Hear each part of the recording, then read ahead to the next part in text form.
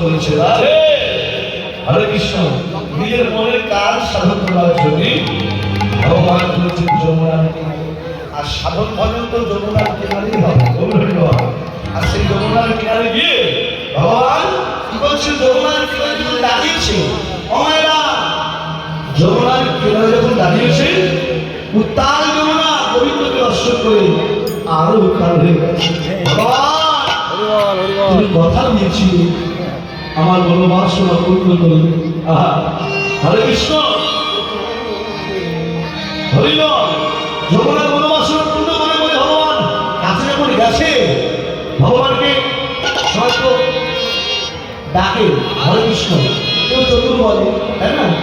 যে কৃষ্ণ ভজে সে তো আরো বড় চতুর হবে। সেই চতুরের শিরোমণি কি বলছে, যমুনার কিনারে দাঁড়িয়ে দাঁড়িয়ে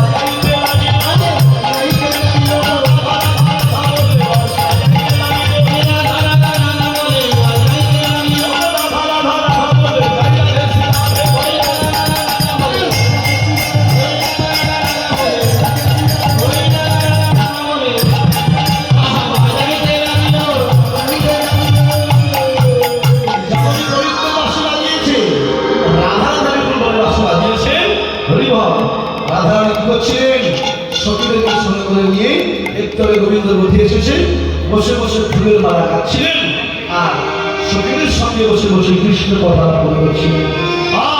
সখী সঙ্গে কৃষ্ণ কথা ছিল বলে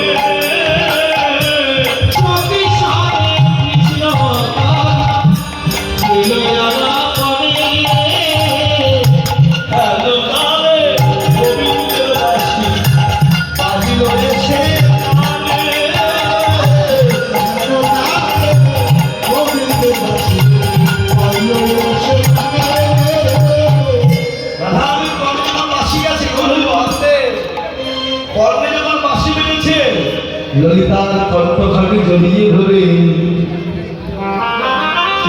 বলে সখী রে সখী রে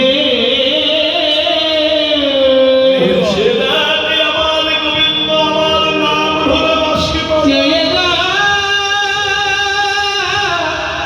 আমার গোবিন্দ নাম ধরে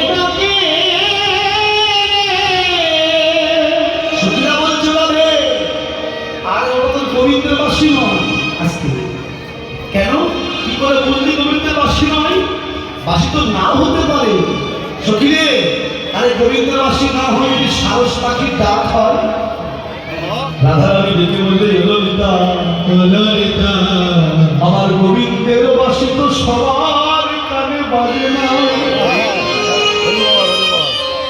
সবার ঘরে বাসি আছে মা?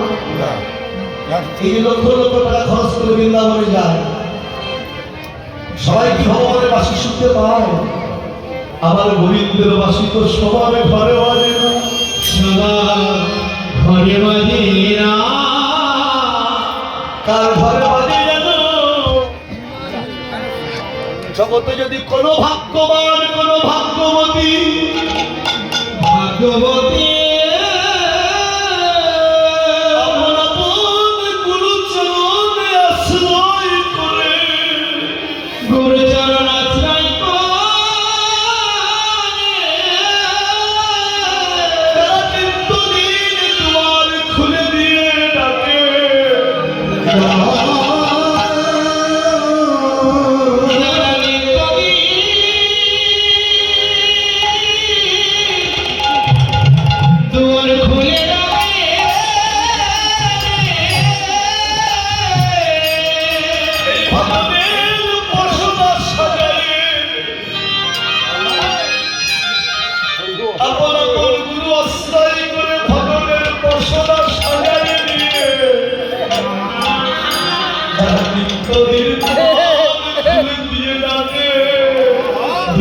খুলে দিয়ে বাসি সবার ঘরে যায়।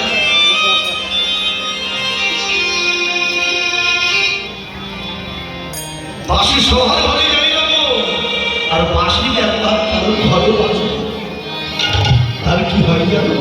জগতের জগতের মাঝে দেখবে যদি কোনো চোর কোনো গৃহস্থ বাড়িতে চুরি করতে ঢোকে, আর সেই চোর একবার যদি চুরি করতে পারে, সিন্ধুক ভেঙে টাকা পয়সা ধন রত্ন সব চুরি করে নিয়ে যায়।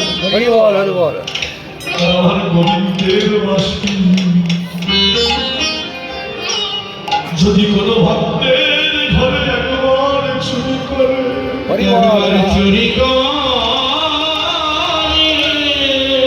সিন্ধুক ভেঙে টাকা পয়সা ধন রত্ন দেয় না, কি ভক্তের নয় সিন্ধু থেকে প্রেম রত্ন থাকে। তোমার ভগবান সেই ভক্তের প্রেমটাকে চুরি করে দিয়ে তাদের জন্মের মতো পথের কাটা